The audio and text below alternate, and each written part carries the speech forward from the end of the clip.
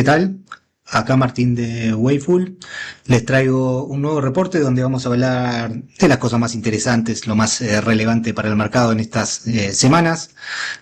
Acá les traigo el temario. Primero que nada vamos a hacer un pequeño update de Estados Unidos de compra. Esto que les comenté la última vez, creo que fue, o la anterior.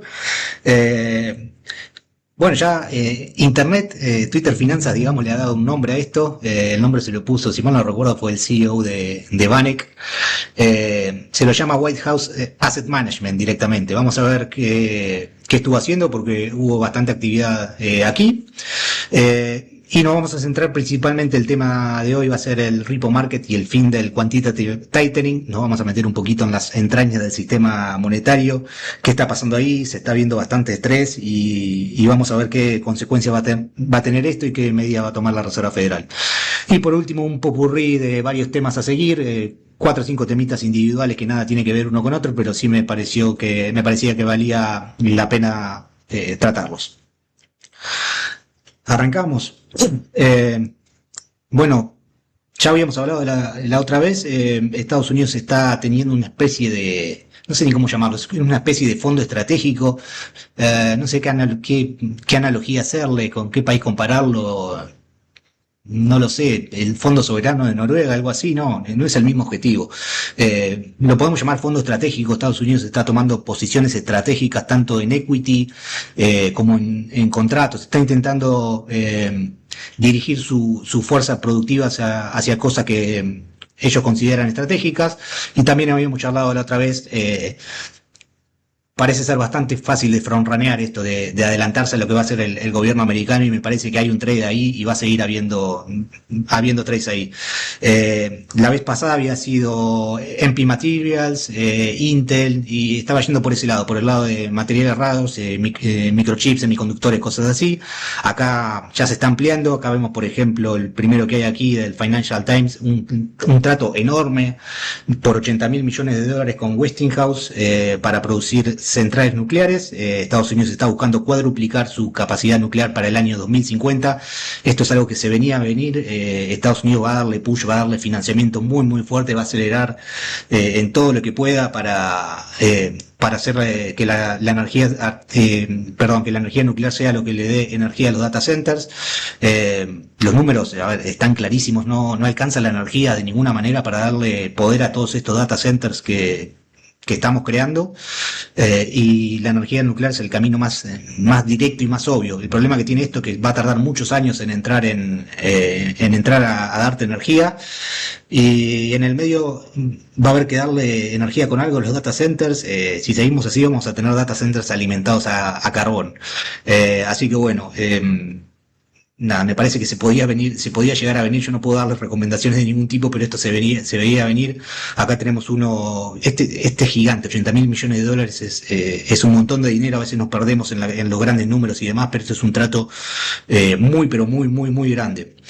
Tenemos otro por aquí en el mismo sentido. Constellations firma un trato por $1 billón de vuelta para darle energía nuclear a data centers, básicamente.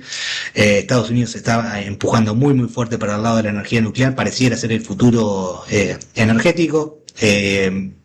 Así que bueno, nada, me parece que era bastante clarito. Este sí que no tenía ni idea qué iba a pasar. El Departamento de Energía con $1.000 millones para AMD para hacer una super mega computadora cuántica. Este sí que yo no lo había visto venir para nada. Y aquí otra en una compañía de metales raros, que en realidad no es nada raro, el litio, pero Estados Unidos toma stake en otra compañía. Nada, esto va a seguir. Va a haber para elegir en lo que quieran posicionarse. A ver, no les puedo recomendar nada. Podría, por ejemplo, hablar del uranio. Quizás es un commodity, no es un security, no estoy cobrando advice por esto, por si hay alguien de FIRRA o de la ICC viendo este video. Me parece a mí que el gobierno americano va a terminar teniendo una reserva estratégica de uranio,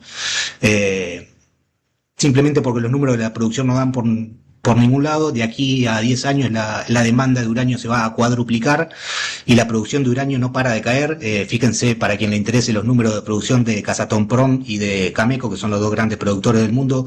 A mí me parece realmente clarísimo. Esto no es de ninguna manera una recomendación de inversión, ni mucho menos, por más que sea un commodity y no esté cobrando. Nada, tengan cuidado y hagan sus propias investigaciones. Simplemente era esto, hacer un pequeño update de lo que venía haciendo el gobierno de los Estados Unidos y hacia dónde está dirigiendo sus esfuerzos. Me hace recordar mucho la Segunda Guerra Mundial y los esfuerzos de guerra, cosas como transformar a Ford en un fabricante de tanques y cosas así. Es algo obviamente mucho menos violento y a otra escala, pero es esto, es Estados Unidos poniéndose al frente de su economía y dirigiéndola de una manera muy, muy clarita. Y ahora sí, el tema principal del día, el repo market y el fin del quantitative tightening. Primero que nada, mucha preocupación hubo en estos días con esto que está pasando en el repo market. Se le empezaron a poner los ojos en la hoja de balance de la Reserva Federal, que se viene achicando bastante fuerte, y esto ya está haciendo que empiecen a crujir un par de cositas. Siempre cuando se habla de que la Fed va a hacer cosas o va a subir las tasas hasta que algo se rompa y nunca te especifican que ese sea algo mágico que se puede romper, es el mercado de repos, es lo primero que siente el estrés en este tipo de cosas. Y me parece a mí que el mercado americano está empezando a crujir un poquito la liquidez, la cadena de la bici le falta un poquito de aceite y te está empezando a chirriar un poquito. Acá vemos la hoja de balance de la Reserva Federal, obviamente toda la expansión post 2008, nos calmamos un poquito por aquí a mediados. Acá fue cuando entró Jerome Powell, a partir alrededor del año 2008, que entró muy hawkish durante la primera administración Trump, subiendo tasas de interés y reduciendo bastante fuerte, por más que no es demasiado, pero dado los números nominales, es una cantidad de dinero enorme la que se retira del mercado cuando Estados Unidos hace esta pequeña pendiente hacia abajo. Esto te provocó un estrés increíble en el mercado de repos, lo vamos a ver más adelante en otro cuadro, y fue lo que hizo que la Reserva Federal abandone su programa de tightening en el año 2019 y empezase de nuevo con el QE, que es este saltito pequeño que vemos aquí. Después llegó el 2020 y todo lo que ya sabemos y el degeneramiento monetario que hubo a partir de entonces. Y bueno, desde año 2022, mediados del 2022, ya a principios del 2023, Jay Powell anunció su segundo programa de tightening de su mandato, y acá sí vemos que es mucho más fuerte. No vimos impacto fuerte en el mercado financiero. El S&P 500 siguió subiendo muchísimo, pero evidentemente había una borrachera enorme, un exceso de liquidez que te había provocado esto, que bueno, Powell lo redujo todo lo que pudo, pero bueno, hasta acá me parece que vamos a llegar. Este va a ser el mínimo histórico de la hoja de balance. A partir de aquí todo va a ser para arriba, ya lo vamos a ver. ¿Qué es lo que está pasando? El repo está empezando a sufrir, bancos y demás instituciones financieras no paran de utilizar la ventana de repos, al punto que ya prácticamente se ha secado. El repo básicamente funciona, para hacer una analogía, no es lo mismo, pero sí es bastante parecido en el funcionamiento y en los mecanismos y en lo que sucede cuando empieza a haber estrés con Argentina, con el mercado de cauciones. Es una ventana de liquidez. En el caso de Argentina, creo, si mal no recuerdo, se puede usar cualquier tipo de activos, acá solo con bonos del Tesoro americano. Y bueno, han visto lo que sucede en Argentina cuando hay estrés aquí en el mercado de cauciones, las tasas se te van a 80, creo que las llegamos a ver en 250% en un momento muy extremo. Y bueno, en Estados Unidos pasa lo mismo. La última vez que hubo algo de estrés, bueno, lo dejo para más adelante y se lo cuento un poquito más adelante. Mientras tanto vemos acá el reverse repo, que es básicamente esto visto al revés, ya todo prácticamente seco, el mercado se comió toda la liquidez que había y básicamente no queda más para prestar overnight, para cubrir los préstamos overnight. Esto es un chart, por supuesto, de Zero Hedge. Para los que están acostumbrados a seguir finanzas, reconocen la estética inmediatamente. Y tenemos muchos problemas porque son muchas las cosas que están chupando liquidez al mismo tiempo. A mí me parece que esto es esto es gran parte del problema. La estructura de la deuda americana está espantosa. Es una estructura de deuda de país bananero, de país tercermundista, invertido el maturity de los vencimientos. El mercado le está repudiando la deuda un poco más larga y Estados Unidos se tiene que concentrar muchísimo más en los tramos cortos. Las emisiones de bills son tremendas y esto te chupa mucha liquidez de corto plazo. Esto no es culpa necesariamente bueno, de la administración actual, digamos. Esto es algo que comenzó con la señora Janet Yellen y simplemente Estados Unidos no ha podido despegarse de esto. Pero esto tiene que darse vuelta urgente. Estados Unidos necesita reperfilar toda esta deuda, hacerlo obviamente no como Argentina, hacerlo de forma amistosa y usando mecanismos de mercado, obviamente. Pero esto te está metiendo muchísima presión de corto plazo. Cada vez que se rodean estas cosas, te va chupando liquidez y también es gran parte de lo que está causando el problema que estamos viendo actualmente. Bueno, nivel de reservas, esto es lo que los americanos llaman reservas, aquí lo llamamos encajes bancarios, podríamos decir. Están en un nivel muy bajo. Les comentaba que en el 2019 había habido problemas con esto. Acá vemos cómo bajan las reservas, bajan las reservas, bajan las reservas, y acá te provocó un problema muy grande. Y aquí estamos de vuelta con las reservas bajando nuevamente. Acá simplemente le hice zoom desde por aquí, desde marzo del 2024. Para que se aprecie mejor la caída. Acá las escalas son obviamente súper engañosas. También me podrían decir, che, pero el nivel de reservas aquí es más alto que este, ¿por qué deberías tener problema aquí? Bueno, básicamente porque el dinero es basura e inflaciona mucho, entonces los niveles van cambiando. Este es un nivel muy muy bajo de reservas para el nivel inflacionario que hemos tenido en estos años. Así que vemos la tendencia clarita, los bancos están muy necesitados de liquidez y retiran sus reservas de la Reserva Federal. Me hace acordar mucho a Argentina en cierto punto, digamos. Acá un chart que hice con mi amigo ChatGPT, el problema que hubo en el 2019, vemos como baja mucho sostenidamente el nivel de reservas hasta que el sistema no lo puede resistir. Acá tuviste un salto enorme en el nivel de las tasas. Fíjense que el repo llegó hasta casi un 9%, obviamente no es el 250% que llegamos aquí en Argentina, pero es un nivel que te hace poner los pelos de punta. Esto no puede pasar nunca, se te rompe todo el sistema financiero, te pueden empezar a defaultear bancos, obligaciones overnight. Así que esto no puede pasar, pero bueno, cuando pasan estas cosas, acá aparece la Reserva Federal cual Deus ex machina en el teatro griego, e interviene, porque no se puede permitir que esto suceda de ninguna manera. Acá la Fed, por ejemplo, se vio obligada a terminar el quantitative tightening, el proceso que habíamos visto con Jay Powell en el principio, vuelve un segundo. Aquí es simplemente este proceso lo que hizo. Esta bajadita fue lo que hizo temblar al mercado de repos en ese momento. Fíjense que nada, el sistema es pero muy frágil, no resiste nada. Ni bien la Reserva Federal intenta bajar un poco su enorme hoja de balance que llegó en su momento a 9 trillones de dólares, ya cualquier mínima reducción, en este caso no tan mínima, pero el mercado no lo resiste y nada, lo que les comentaba, nunca vamos a volver, me parece, a ver, al menos bajo este sistema monetario, una hoja de balance de la Fed por debajo de, no sé, los 6 trillones de dólares bajo administración, digamos. Volvemos, así que bueno, en 2019 esto ya pasó, fue clarito y tuviste un problemita también en el mercado de capitales. Esto en el mercado huele sangre inmediatamente, el VIX te salta, el S&P se te viene abajo, así que nadie quiere que esto suceda. Así que como les digo, la Reserva Federal acá en estos casos interviene no para salvar al mercado más que nada, sino para salvar a los bancos, que es muchísimo más importante que lo que pasa en el S&P 500, por supuesto. Y claro, ¿qué sucede? Si los bancos se quedan sin liquidez, si no pueden cubrir obligaciones overnight, tienen que salir a vender activos. Y el problema es que los bancos están llenos de basura, están llenos de porquería, como vemos acá. Fíjense que en 2019 la situación era muy distinta. Todas el securities estaban performing, digamos. Acá también está todo performing, nada más que el mark to market está hecho pedazos. Y como todo esto está metido, no todo, pero aquí lo azul, por ejemplo, está metido en Held to Maturity. Los bancos no lo hacen mark to market nunca. Entonces los balances de los bancos parecen mucho más sólidos, mucho más fuertes de lo que realmente son.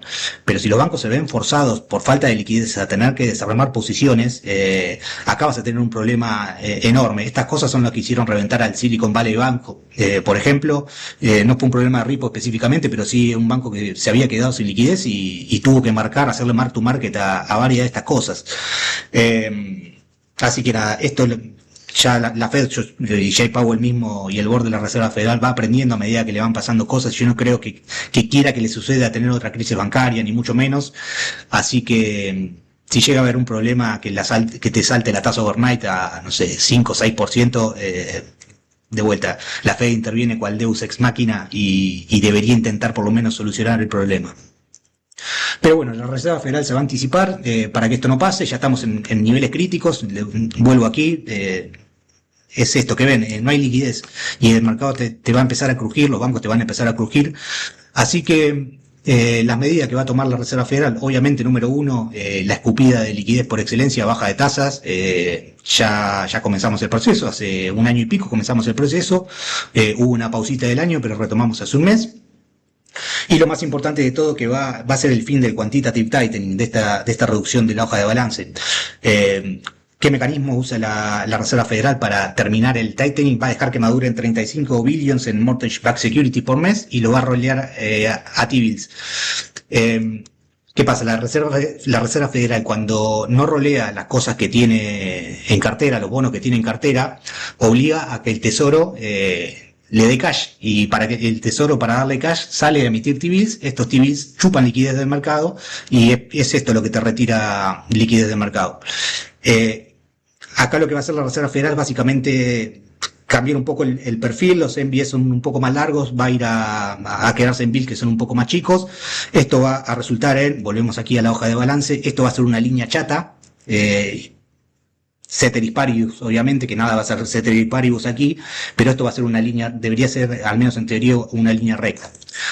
Ahora, ¿qué sucede? Si esto no es suficiente, la Reserva Federal, lamentablemente, digamos, se va a ver obligada a comprar activos, a inyectar liquidez en el mercado mediante QE. QE es un término que detesto, simplemente porque la idea original del quantitative easing, que fue propuesta a principios de los 90, fue completamente tomada por Wall Street y la Reserva Federal y prostituida y destruida y transformada en un engendro que no es lo que era originalmente, pero bueno, vamos a decirle quantitative easing a esto, a salir a comprar activos y a inundar el mercado de liquidez una vez más. Así que bueno, me parece que la Reserva Federal ha identificado que había un problema clarísimo en el mercado de repos. Esto es tan pero tan importante que hace que la Reserva Federal se embarque en una nueva aventura bajista de tasas, que se termine el quantitative tightening, y posiblemente, yo creo que esto va a suceder. La Reserva Federal probablemente va a tener que volver, se va a ver obligada a comprar activos y a ponerse a escupir dólares por todo el mundo. Así que bueno, si quieren sacar algo interesante o útil de todo esto, yo creo que a partir del año que viene vamos a estar en un proceso de easing nuevamente, con la Fed dando dinero fácil por todos lados. Y por último, otros temas a seguir, que no me pareció relevante hacer una filmina entera para todas estas cosas, pero sí nos vamos a detener en cada uno de estos temas porque son muy importantes. Primero que nada, en Venezuela parece que va a haber un ataque inminente del gobierno americano. Polymarket le estaba dando 73% de chances a diciembre. Estados Unidos ha juntado una cantidad de fuerza completamente desproporcionada en la costa de Venezuela, en Trinidad y Tobago. Hay destructores, están mandando bombarderos B-1, B-2 y B-52 a bordear las costas de Venezuela en una provocación clarísima. Está mandando el portaaviones más avanzado del mundo, el Gerald Ford, que si mal no recuerdo estaba en el mar Egeo, está viniendo para Venezuela. Va a tardar una semanita porque mover semejante mamotreto es muy lento, es muy pesado, y estos bichos no viajan solos. Imagínenselo como una ballena gigante con un montón de esos pescaditos que la van siguiendo, y lo que tiene que hacer el portaaviones Gerald Ford es ir paseando por el Mediterráneo y buscar un montón de barquitos que son parte de su flota. Una vez que tenga eso, parte para Venezuela, y yo calculo que en una semana, 10 días, va a estar por allá con sus 90 aviones de guerra arriba. Esto es, desde ya, como les digo, completamente desproporcionado, y la idea de esto es meterle presión a a alguien dentro de Venezuela para que entregue a Maduro, que además, dicho sea de paso, tiene una recompensa cual lejano oeste de $50 millones por su cabeza, vivo o muerto. Los americanos son muy de hacer esto para tentar a algún general venezolano. La alternativa, como dije la otra vez en otro lado, es que te mate un chico de 20 años en un cuartel en California manejando un dron a 10 kilómetros de altura. Y vos no te vas a enterar nunca porque acá no va a haber una declaración de guerra, esto no va a pasar por el Congreso, Estados Unidos va a violar todas las leyes internacionales que existan. Iba a atacar Venezuela con la excusa primero de atacar el cartel de los soles, va a atacar, se supone que objetivos militares, pero el chiste de todo esto es que Trump considera que Maduro es el jefe del cartel de los soles, así que bueno, 1 más 1, 2. Yo no creo que Estados Unidos mande el portaaviones nuclear más avanzado del mundo a cazar lanchas de narcotraficantes a Venezuela, así que bueno, me parece que vamos a tener novedades por aquí con las... Nada, no tengo ni que decirles que hay en Venezuela para los americanos. Principalmente las refinerías americanas están preparadas prácticamente exclusivamente para procesar crudo pesado canadiense o árabe o venezolano también, que es un crudo de unas características muy similares. Así que nada, a seguir ese tema. Un poquito más de petróleo. Hay nuevas sanciones americanas a Rusia. Generalmente las sanciones en comercio internacional no sirven para nada. Depende a quién se las pongas y el nivel de enforcement, o sea, qué tan potente es tu país para llevar a cabo estas sanciones es. Lo que se hacía generalmente con Rusia a la hora de sancionar era sancionar genéricamente las exportaciones de crudo ruso. Pero esto es algo de imposible cumplimiento porque el petróleo va a seguir fluyendo, salvo que vos rodees a Rusia de destructores, algo que obviamente no va a pasar. Pero me parece que esta vez sí se van a sentir las sanciones porque el approach que ha tomado Trump es sancionar directamente a las compañías petroleras rusas. Particularmente a las dos más grandes que tiene, a los dos gigantes soviéticos que son Lukoil y Rosneft. Se sancionó directamente a estas compañías y esto sí es mucho más efectivo porque hace que el papelerío sea imposible, que tu importador no va a poder conseguir ni un barco que le transporte esto, ni una aseguradora, no vas a tener un capitán de barco que se atreva a subir a esto, a llevar crudo de una compañía sancionada. Así que me parece que esta vez sí, si vos querés sancionar a un país, esta es la forma correcta de hacerlo. Los americanos no son tontos, saben que la sanción así genérica no funciona, es algo más de pose, algo más teátrico para decir que estás haciendo algo, pero en este caso sí, sancionar directamente a las compañías, me parece que sí funciona y vamos a ver una reducción en el supply global que puede ser bastante importante, así que a estar atento. Igualmente justo estamos en un proceso donde la OPEC está volviendo un poquito al mercado, pero bueno, acá hay un poquito de contrapeso. Mucho cuidado con lo que está sucediendo con el cobre. Me parece a mí que la renovación, con todo esto que venimos hablando de los data centers y la inteligencia artificial, la renovación del grid americano me parece que es inevitable. La infraestructura eléctrica americana es viejísima. Yo estuve viendo que el 60% de los transformadores tienen algo así como más de 30 años y están acercándose al fin de su vida útil. La vida útil es precisamente 30 años. Así que va a haber que renovar el grid americano, me parece que o entero o por lo menos en un 60%. Y hay que aumentarlo porque simplemente no te alcanza para la cantidad de energía que necesitas transportar. Y esto básicamente es una máquina de chupar cobre en un momento donde tenemos varias disrupciones en el supply de cobre, varias minas muy grandes a nivel mundial caídas. Y nada, es esto. El mundo me parece que así como antes se alimentó a petróleo, se va a empezar a alimentar en cobre a medida que se va electrificando más y más. Y un poquito más de oro. La otra vez habíamos hablado bastante del oro. Yo lo que les había dicho es que no notaba un aumento sostenido en el nivel de compras.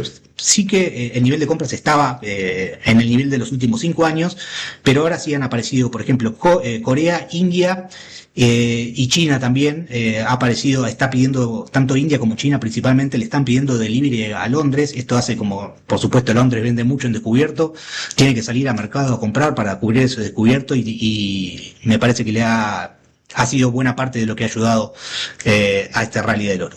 Eso es todo por hoy. Me parece que hemos cubierto los temas más importantes. Lo que hay que seguir esta semana sí o sí me parece que es esto del Ripo y el fin del tightening, y el resto creo de las pastillitas que quedaban, los temitas sueltos los hemos cubierto acá.